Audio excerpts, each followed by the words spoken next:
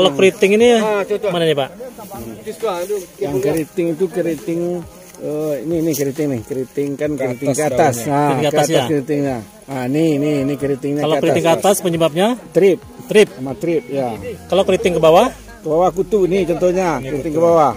Nah, ini kutu nih ke bawah. Oh, kutu ke bawah. Nah, ke bawah.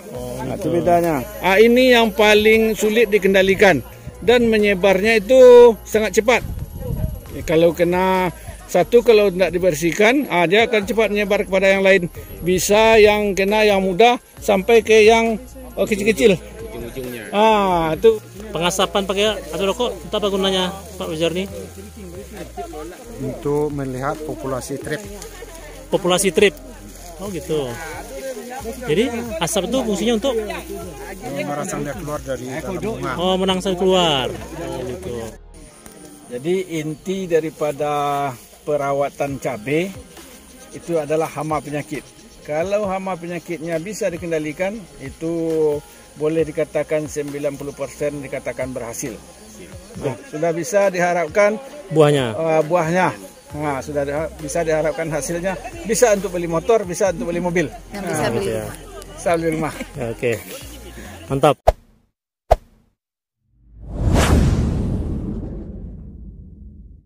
Hama penyakit yang berat-beratnya itu yang pertama layu fusarium. Layu fusarium Dan layu bakteri.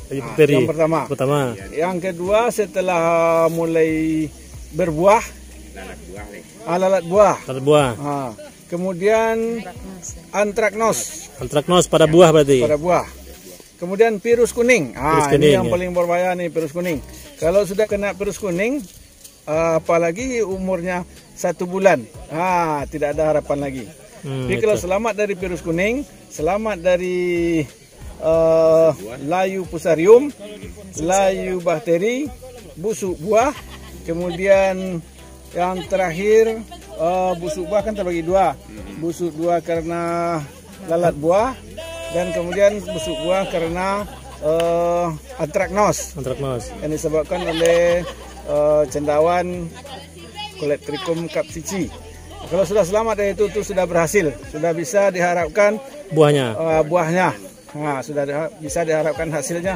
Bisa untuk beli motor, bisa untuk beli mobil. Bisa beli rumah. Bisa beli rumah. Kutu kebul. Kutu kebul itu, apa akibat dari kutu kebul? Akibatnya dua. Yang pertama menghisap cairan tanaman.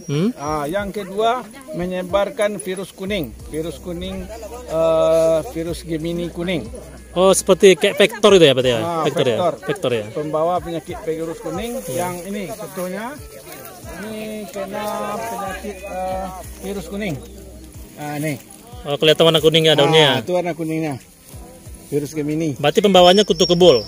Yang menyebarkan sebagai vektornya adalah kutu kebul. Oh, gitu. Kutu kebul itu warnanya kayak putih-putih gitu, Pak? Putih. Kayak kupu-kupu kecil, tapi kecil. Ukurannya mungkin 2 mili mungkin. 2 mili ya. 2 mili atau 1 mili lah ukurannya enggak, Cak. Oh, terlalu kecil lah. Nih, sudah dapat satu kutu kebul. Kecil apa ya? Warna putih ya? Kecil, warna putih. Iya. Dia menghisap pada daun-daun yang sudah agak tua. Dan kemudian dia menyebarkan virus Gemini. Jadilah model ini. Berarti virus itulah menyebabkan kuning pada daun. Virus itu menyebar dan menyebabkan kuning pada daun. Dimulai dari pucuk. Tuh. Iya, model gini. Modelnya model gini. Iya. Ini tidak ada obatnya nih. Ini virus Gemini kan Pak Mit? Iya, virus Gemini. Jadi disebabkan kutu kebul. Bukan, kutu kebul kok menyebarkan. Pindah ke situ.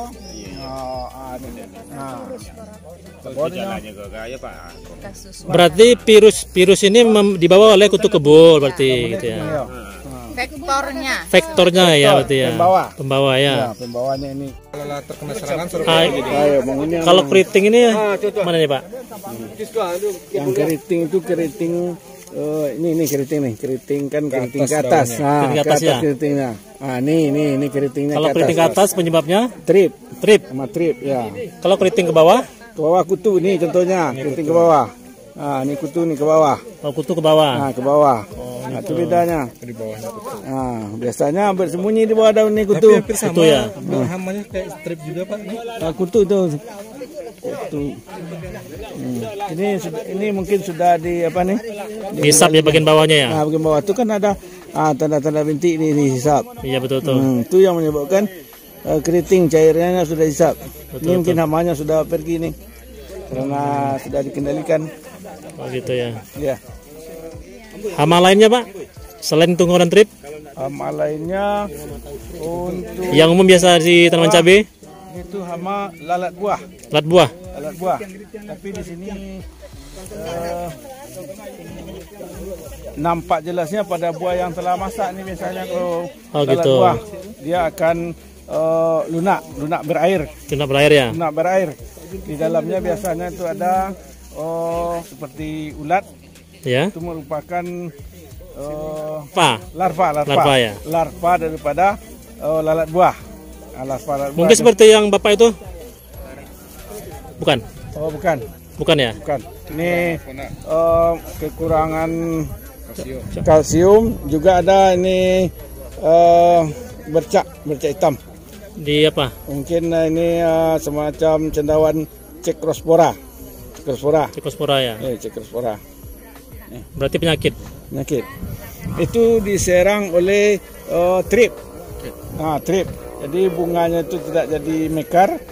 Itulah sebabnya. Dan biasanya ini tidak ada bijinya nih. Tidak ada bijinya. Oh, buah kerdil buatnya ya. Tidak ada bijinya. Tuh ada serangkan, tidak ada bijinya. Maka dia tidak jadi besar. Oh gitu. Antisipasinya Pak? Antisipasinya itu trip tadi kalau secara Kimiawi ya? kimia bisa dikendalikan dengan insektisida dan akarisida tadi. Oh, digabung dua jenis? Bukan, ada yang pestisida yang langsung satu jenis, insektisida dan akarisida. Oh, kandungannya Sudah lengkap. Itu yang dipakai.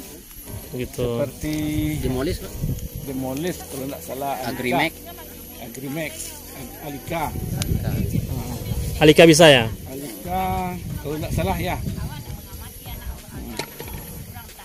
Yang lainnya Pak? Hama penyakit lainnya pada tanaman cabai?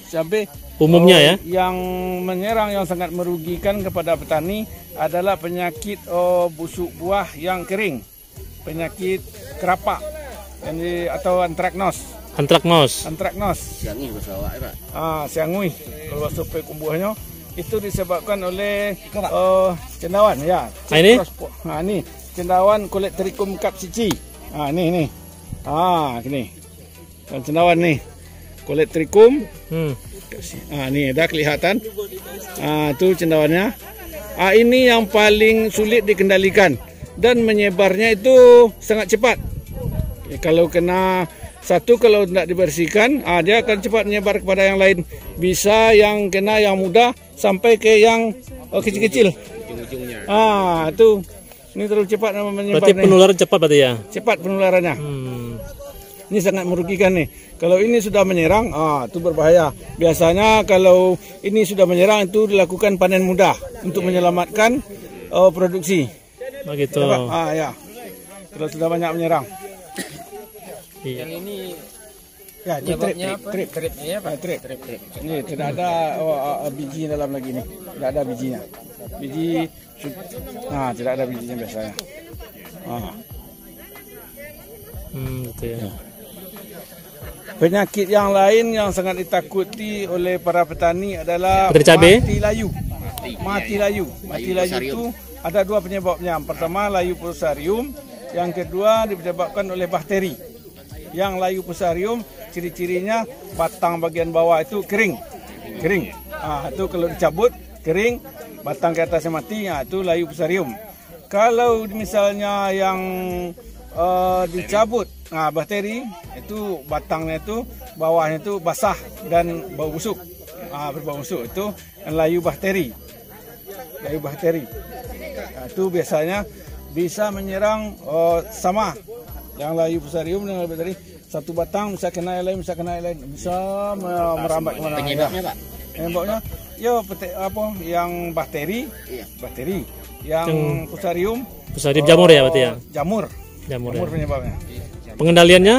Nggak, maksudnya mungkin faktor cuaca atau pengaruh pupuk nggak masak kan? Itu hanya menyebabkan cepat perkembangannya, tapi menyebabkan adanya serang itu bukan karena itu. Nggak faktor iklim nggak pengaruh. Enggak faktor iklim. Ya musim panas, musim apalagi musim hujan, lembab. Nah, itu cendawan lebih cepat berkembang tuh. Nah, gitu ya. Tapi kalau yang ini, yang penyakit kerapak, penyakit Bahasa Indonesianya apa itu kerapa? antraknos. Antraknos. Yang disebabkan oleh cendawan Colectricum capsici ini lebih cepat berkembangnya pada musim panas, musim kemarau. Nggak musim hujan. Nah, musim hujan, musim kemarau. Kami kadang justru musim hujan justru apa Pak? Musim hujannya. Musim kemarau ya Pak. Musim kemarau lebih cepat berkembangnya. Berarti kelembaban tinggi dia musim kemarau itu ya. Musim kemarau itu hujan tuh busuk buah. Busuk buah enggak Pak? Enggak Ini busuk buah akibat jamur. Ada busuk buah disebabkan oleh lalat buah. Nah, lalat buah itu lebih cepat kembangnya pada musim hujan. Nah, itu. Buah menjadi lunak. Seperti cabai direbus, itu lunaknya. Itu juga cepat mengembangnya. Harus dibersihkan, harus dibuang. Hitam, kecoklatan. Ya. Coklat hitam itu Pak. Kalau yang musuh buah ini cara pengendalian gimana Pak? Cara pengendaliannya biasanya ini pakai fungisida. Fungisida ya. Fungisida sebangsanya yang sistemik. Sistemik ya. Bion. Contohnya Bion ya. Bion, sistemik. Aplikasinya berapa? Aplikasinya Sekali seminggu? Seminggu sekali. Iya. Tapi setelah dibuang ya, semua yang sakit dibuang. Oh, dibuang dulu, baru semprot semua lagi. yang sakit dulu, baru disemprot. Lagi. Kendalikan. Antisipasi yang lain berarti ya. Ya. Oke. Kalau yang udah kena kan nggak mungkin dia Ya. kembali.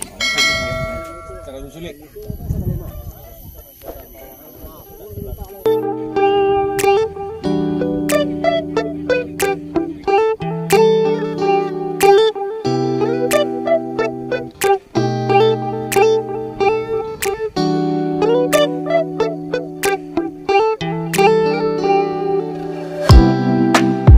Kita akan mengamati hama trip pada tanaman cabai. Cara mengamati hama trip pada tanaman cabai. Caranya gimana Pak? Pada siang hari hama trip ini bersembunyi di bunga. Kita melihatnya bisa begini. Sudah itu digoyang-goyangkan. Itu dia keluar. Oh, kelihatan ya. Kelihatan lari keluar kan? Iya betul. Itu kalau dia siang hari bersembunyi di bunga. Di bunga siang hari ya. Di bunga karena Bukan di daun. Bukan. Ya. Yang trip di bunga bersembunyinya. Begini kan bisa juga nak Pak Mit. Kalau gitu kan nanti keluarnya ya Pak Mit ya. Iya. Apa bedanya dengan apa? Sama tungau? Kalau tungau beda. Tungau warnanya aja beda, agak kemerah-merahan. Kalau ini hitam. Hitam ya. Hitam. Yang luasannya tadi sudah keluar. Sekarang Nampak kelihatan keluarnya. Tadi ada keluar kan? Iya betul. Digoyang-goyang ya Pak ya. Digoyang-goyang dia akan lari keluar. Ada. Oh ya kelihatan ya. Kelihatan tadi kan? Kelihatan ya betul. Sudah keluar tadi. Iya betul. Nggak lari. Ini adalah cara mendeteksi ada tidaknya hama kutu kebul. Bahan-bahannya apa? Pak, plastik itu minyak apa itu Pak? Minyak manis, minyak goreng, minyak goreng ya. Kalau bahasa Minang minyak manis namanya.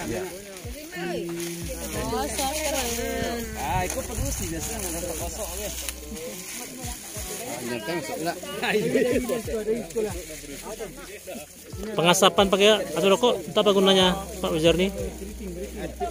Untuk melihat populasi trip. Populasi trip. Oh gitu. Jadi asap itu fungsinya untuk Merangsang dia keluar dari dalam bunga. oh merangsang keluar. Oh gitu.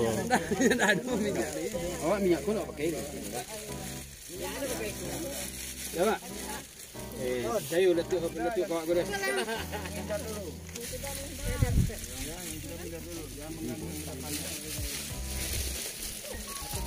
Itu yang punya muka. Iya. Juga lu nya juga. Aku nanti berapa? Ma bapak, oi, ini jago na. Ya aja ni tangan. Cabut isi enak.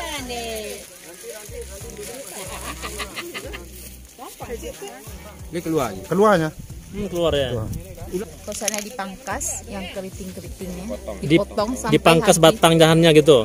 Dipangkas daunnya sampai batang. Kan betul lagi tuh. Nah, nanti kan tumbuh lagi tuh. Ada enggak kemungkinan dia tumbuh?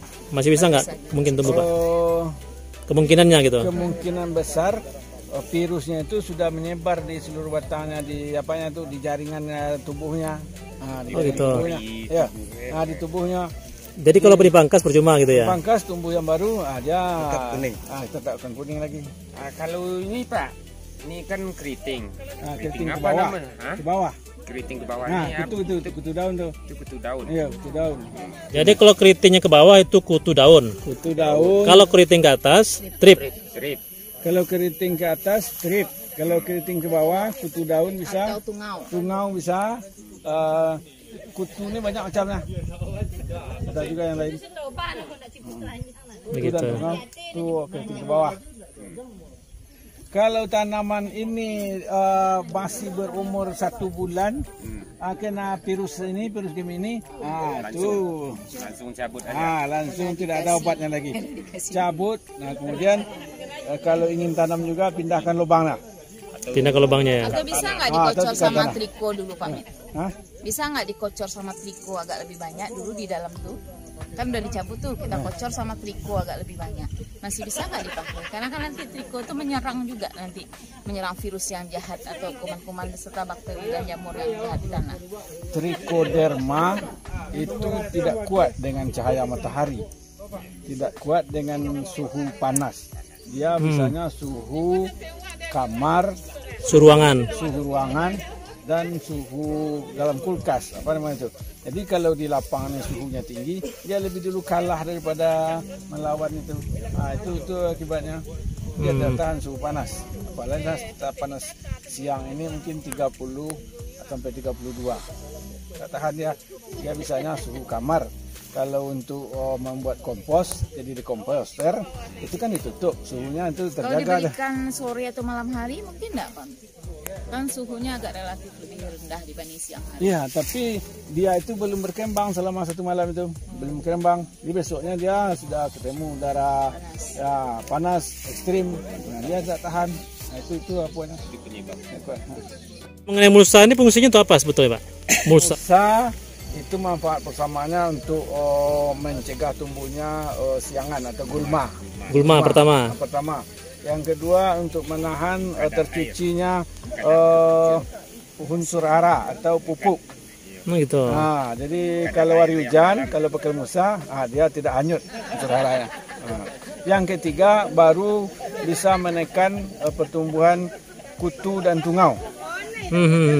Kutu dan tungau bersembunyi di bawah daun dan dia punya warna perak, memantulkan cahaya matahari dari perak itu ke atas. Gitu. Ya. Jadi dia yang kutu dan tungau tidak tahan terhadap cahaya matahari. Jadi yang warna perak itu harus ke atas ya arahnya ya. Warna perak itu harus ke atas. Tapi ada juga petani yang mengarahkan yang warna hitam ke. Gimana itu Pak? Mungkin petani berpikiran bahwa kalau di ke ataskan warna hitam lebih tahan. Itu mungkin lebih tahan. Jadi tidak mudah robek. Itu mungkin alasan para petani yang mencoba membalikkan warnanya menjadi hitam ke atas. Tapi sesuai dengan teknologinya bahwa pemakaian mulsa plastik yang benar ini ya seperti ini. Yang peraknya ke atas, yang hitamnya ke bawah. Ke bawah ya. Mulsa ini bisa tahan 2 musim atau sekali musim aja? Tergantung pemakaian. Mulsa plastik bisa tahan 2 musim. Itu kualitas plastik hitam perak ini beda-beda nih, sesuai dengan harganya. Kalau yang mahal itu mungkin bisa tahan 2 kali.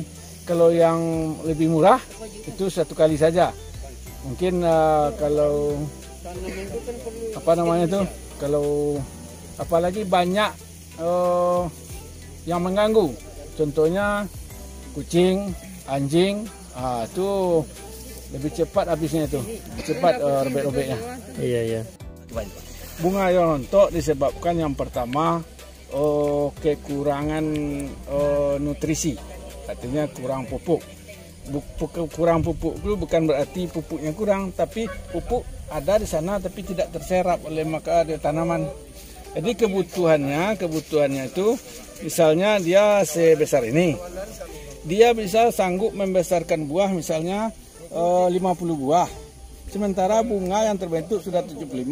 Jadi yang 25 itu dia akan rontok sendiri. Itu namanya seleksi alam. Seleksi alam itu yang pertama. Kemudian karena adanya di dalam ini trip, kalau terlalu banyak trip, bisa juga rontok olehnya. Rontok itu yang warna-warna coklat itu Pak ya? Warna kuning gitu ya? Yang coklat. Oh gitu ya. Yang berwarna coklat. Nah ini rontoknya. Nah tidak terpenuhi sesuai dengan kebutuhannya. Gitu.